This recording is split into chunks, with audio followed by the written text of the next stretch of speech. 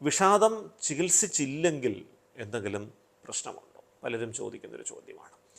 ചികിത്സിക്കപ്പെടാതെ പോകുന്ന വിഷാദരോഗം ആത്മഹത്യകൾക്ക് കാരണമാകുന്നു എന്നുള്ളതാണ് ഏറ്റവും പ്രധാനപ്പെട്ടൊരു കാര്യം. പ്രത്യേകിച്ച് കൗമാരത്തിലെയും വാർദ്ധക്യത്തിലെയും വിഷാദം, 10 മുതൽ 19 വയസ്സ് വരെയുള്ള ആളുകളിലും 60-ന് ശേഷവും വിഷാദം ബാധിക്കുന്നത് ആത്മഹത്യക്ക് കാരണമാകുന്നുണ്ട്.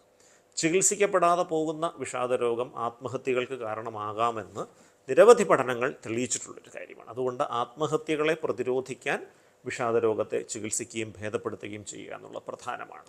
രണ്ടാമത്, ചികിത്സിക്കപ്പെടാതെ പോകുന്ന വിഷാദം പലപ്പോഴും തീവ്രമായി കാറ്ററ്റോണിയ എന്നൊരു അവസ്ഥയിലേക്ക് പോകാം. ഈ കാറ്ററ്റോണിയ എന്ന് പറയുന്ന അവസ്ഥയിൽ മനുഷ്യൻ നിശ്ചേഷ്ടനായി, നിശബ്ദനായി, ഒരു ശില പോലെ ഇരിക്കുന്നൊരവസ്ഥയിൽ എത്തിച്ചേരാം. സംസാരിക്കുന്നില്ല, ചലിക്കുന്നില്ല, വെള്ളം കുടിക്കുന്നില്ല, ഭക്ഷണം കഴിക്കുന്നില്ല, മരുന്ന് കഴിക്കുന്നില്ല, ഒരു ശില പോലെ ഇങ്ങനെ ഇരിക്കുകയാണ്. ഇതൊരു അപകടകരമായ അവസ്ഥയാണ്. പച്ചവെള്ളം പോലും കുടിക്കാതെ എത്ര ദിവസം മനുഷ്യന് ജീവിച്ചിരിക്കാൻ പറ്റും? പരിമിതികളുണ്ട്. സ്വന്തം ആയുസ്സിന് തന്നെ, ആരോഗ്യത്തിന് തന്നെ അപകടം വരുന്ന ഒരു അവസ്ഥയാണത്. പലപ്പോഴും ഈ കാറ്ററ്റോണിയ എന്ന അവസ്ഥ മറികടക്കാൻ ഇലക്ട്രോ കൺവൾസീവ് തെറാപ്പി അല്ലെങ്കിൽ ഷോക്ക് ചികിത്സ കൊടുക്കേണ്ടി വരാറുണ്ട്. മൂന്നാമത്, ചികിത്സിക്കപ്പെടാതെ പോകുന്ന വിഷാദരോഗം രോഗപ്രതിരോധ ശേഷി കുറയ്ക്കാൻ സാധ്യതയുണ്ട്. ആ രോഗപ്രതിരോധ ശേഷി കുറയുമ്പോൾ അണുബാധകൾ തൊട്ട് പ്രമേഹം തൊട്ട് ഹൃദ്രോഗം വരെയുള്ള രോഗങ്ങൾ വരാനും അപ്പോൾ തന്നെ ആ രോഗമുള്ള ആളുകൾക്ക് ആ രോഗാവസ്ഥ വഷളാകാനും സാധ്യതയുണ്ട്. കാരണം സൈക്കോ ന്യൂറോ ഇമ്മ്യൂണോളജി എന്നൊരു വൈദ്യശാസ്ത്ര ശാഖയുണ്ട്. മാനസിക നില തലച്ചോറിൻ്റെ പ്രവർത്തനങ്ങളെ സ്വാധീനിക്കാം, അത് നമ്മുടെ രോഗപ്രതിരോധ ശക്തിയെയും സ്വാധീനിക്കാം. അപ്പോൾ വിഷാദരോഗം ചികിത്സിക്കാതെ ഇരിക്കുന്ന ആളുകൾക്ക് ജീവിതശൈലിജന്യ രോഗങ്ങൾ പലതും, പ്രമേഹവും ഹൃദ്രോഗവും ഒക്കെ നിയന്ത്രണം വിട്ട രീതിയിൽ പോകുന്നതായിട്ട് കാണുന്നു. അവരുടെ രോഗപ്രതിരോധ ശക്തി കുറയുന്ന മൂലം അവർക്ക് അണുബാധ പോലെയുള്ള കാര്യങ്ങൾ പെട്ടെന്ന് വരുന്നതായിട്ട് കാണുന്നു. ഇങ്ങനെയുള്ള ബഹുമുഖമായ കാരണങ്ങൾ കൊണ്ട് ചികിത്സിക്കപ്പെടാത്ത പോകുന്ന വിഷാദരോഗം ശാരീരിക ആരോഗ്യത്തെയും ആയുർദൈർഘ്യത്തെയും വരെ ദോഷകരമായി ബാധിക്കാൻ സാധ്യതയുണ്ട് എന്നുള്ളതാണ് ആധുനിക പഠന ഗവേഷണങ്ങൾ സൂചിപ്പിക്കുന്നത്. വിഷാദത്തിൻ്റെ ചികിത്സയ്ക്ക് ഉപയോഗിക്കുന്ന മരുന്നുകൾക്ക് പാർശ്വഫലങ്ങൾ ഉണ്ടാകില്ലേ? അടുത്തൊരു സംശയം പലരും ചോദിക്കുന്നതാണ്. ഫലമുള്ള ഏതൊരു വസ്തുവിനും പാർശ്വഫലങ്ങൾ ഉണ്ടാവും. അത് പ്രകൃതിയുടെ നിയമമാണ്.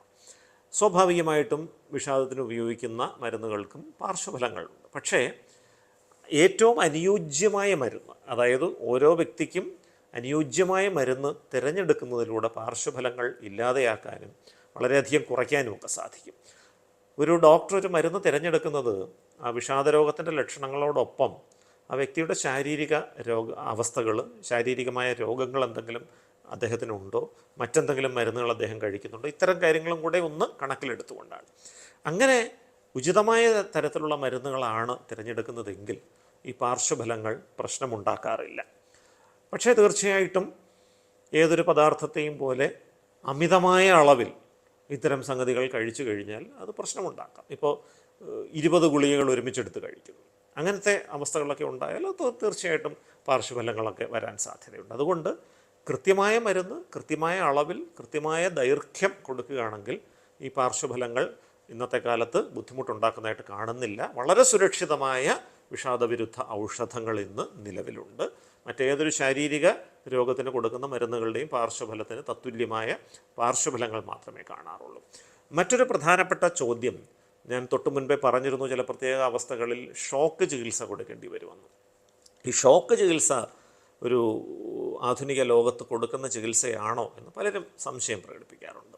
3 അവസ്ഥകളിൽ ഷോക്ക് ചികിത്സ വിഷാദത്തിന് കൊടുക്കാം. ഒന്ന്, വളരെ തീവ്രമായ ആത്മഹത്യാ പ്രവണതയുള്ള വിഷാദ രോഗത്തിന് ഷോക്ക് ചികിത്സ കൊടുക്കാം. ഈ ഷോക്ക് ചികിത്സ കൊടുക്കുമ്പോൾ, ഈ ഷോക്ക് ചികിത്സ എന്ന് പറയുമ്പോൾ നമ്മൾ സിനിമകളിൽ കണ്ടതുപോലെയുള്ള ഒരു രീതിയിലല്ല ഇപ്പോൾ ചെയ്യുന്നത്.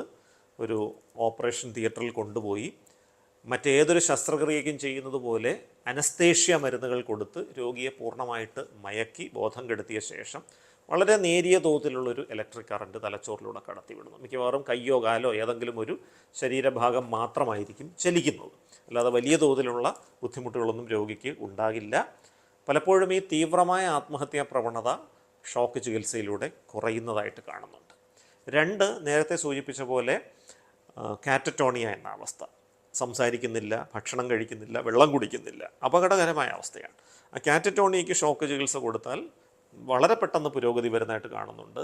ഒരു പ്രാവശ്യം ഷോക്ക് കൊടുത്തു കഴിയുമ്പോൾ തന്നെ ചിലപ്പം വെള്ളമൊക്കെ കുടിക്കാൻ തുടങ്ങും. രണ്ടാമത്തെ പ്രാവശ്യം കഴിയുമ്പോൾ ഭക്ഷണം കഴിക്കാൻ തുടങ്ങും. മൂന്നാമത്തെ തവണ അത് ചെയ്ത് കഴിയുമ്പോൾ സംസാരമൊക്കെ ക്ലിയറായി വരും. അങ്ങനെ വളരെ പെട്ടെന്ന് ഫലം തരുന്ന ഒരു ചികിത്സാ രീതിയാണിത്.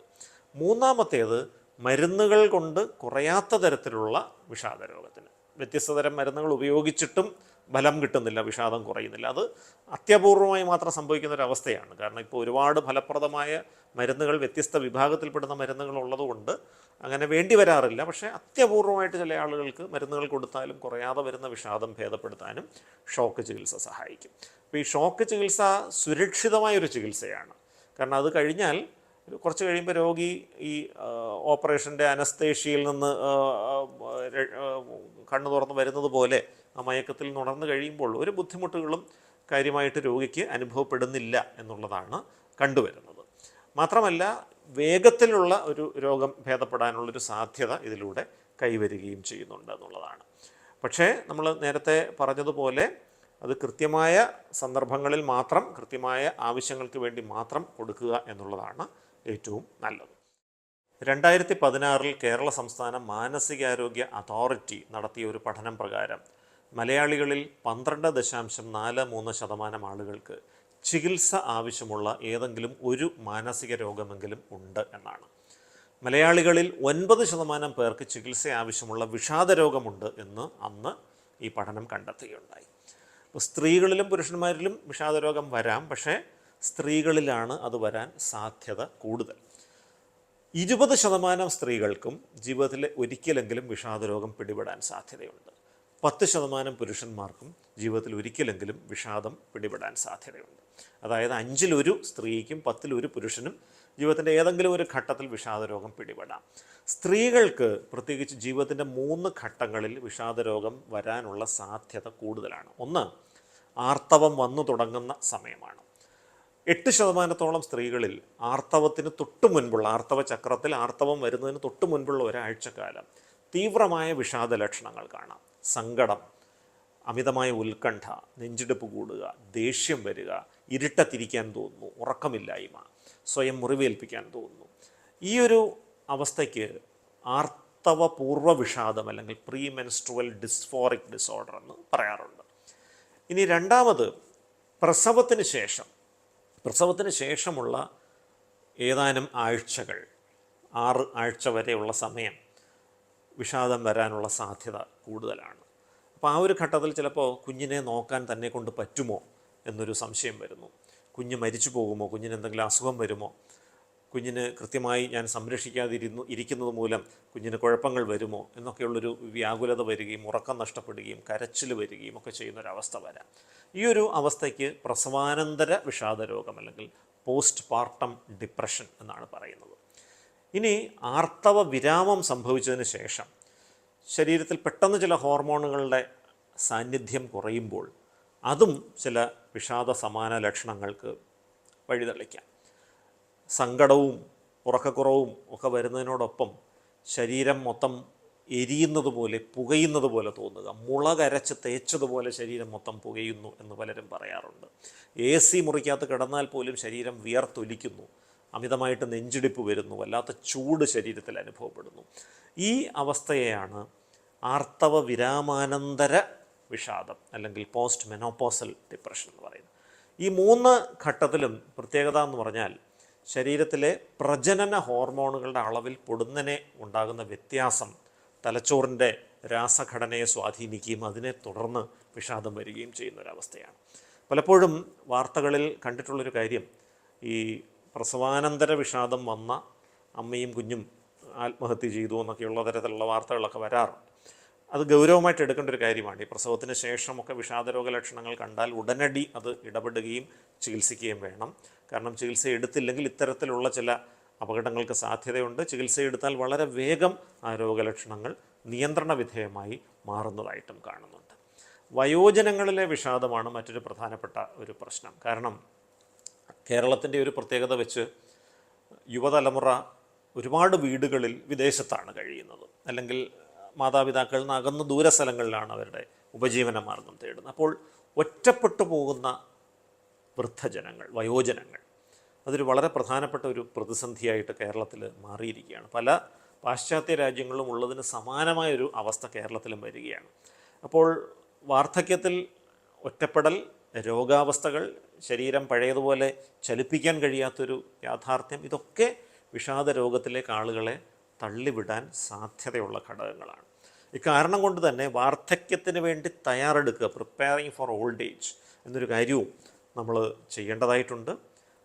2-3 കാര്യങ്ങൾ പ്രധാനമായിട്ട്. ഒന്ന്, ആരോഗ്യ ഇൻഷുറൻസ് പോലെയുള്ള കാര്യങ്ങൾ വഴി ആരോഗ്യത്തിന് വേണ്ട ചെലവുകൾക്ക് വേണ്ട കാര്യങ്ങൾ തയ്യാറാക്കി വെക്കുക. 2, വരുമാനം വാർദ്ധക്യത്തിൽ ഉറപ്പുവരുത്താൻ വേണ്ട പെൻഷൻ സ്കീമുകളോ അങ്ങനെയുള്ള എന്തെങ്കിലും രീതികൾ. സാമ്പത്തികമായി യുവതലമുറയെ പൂർണ്ണമായി ആശ്രയിക്കുന്ന ഒരു അവസ്ഥ ഒഴിവാക്കാൻ അത്യാവശ്യമാണ്. ഇതോടൊപ്പം തന്നെ റിമെയിൻ എൻഗേജ്ഡ്, വെറുതെ ഇരിക്കുന്നതിന് പകരം ആളുകളുമായി ഇടപെടുക, എന്തെങ്കിലും ക്രിയാത്മകമായ പ്രവർത്തനങ്ങളിൽ ഇടപെടുക. അങ്ങനെ രാവിലെ ഉണരുമ്പോൾ ഇന്ന് ഉണർന്നെഴുന്നേറ്റ് എന്തെങ്കിലുമൊക്കെ ചെയ്യാനുണ്ടെന്നൊരു പ്രതീക്ഷ മനസ്സിൽ തോന്നാൻ വേണ്ട കാര്യങ്ങൾ കൂടെ വാർദ്ധക്യത്തിൽ ഉറപ്പുവരുത്തേണ്ട ആവശ്യമാണ്. പലപ്പോഴും വയോജനങ്ങളായ ആളുകൾ 3 മാസം കൂടുമ്പോൾ ഒരിക്കലെങ്കിലും പണ്ട് കോളേജിൽ പഠിച്ചിരുന്ന സഹപ്രവർത്തകർ ലഭ്യമായ ആളുകളുമായിട്ടൊന്ന് ഒത്തുകൂടുന്നത് വളരെ നല്ലൊരു കാര്യമായിട്ട് കാണുന്നുണ്ട്. കാരണം ആ ഒരു ഒത്തുകൂടൽ കഴിയുമ്പോൾ പല ആളുകളും പറയാറുണ്ട്, ഒരു 40 വയസ്സ് കുറഞ്ഞതുപോലെ തോന്നുന്നു. കാരണം കലാലയത്തിൽ പഠിച്ചിരുന്ന അനുഭവങ്ങൾ പങ്കുവയ്ക്കുകയും അത്തരത്തിലുള്ള സംസാരങ്ങളും ഒക്കെ വഴി മനസ്സുകൊണ്ട് തന്നെ ഒരു ചെറുപ്പത്തിലേക്ക് നീങ്ങാനുള്ള ഒരു സാഹചര്യമുണ്ട്. ഇത്തരത്തിലുള്ള കാര്യങ്ങളൊക്കെ ചെയ്ത് വാർദ്ധക്യത്തിലെ വിഷാദത്തെയും ഒരു പരിധി വരെയൊക്കെ നമുക്ക് തടഞ്ഞു നിർത്താൻ സാധിക്കും.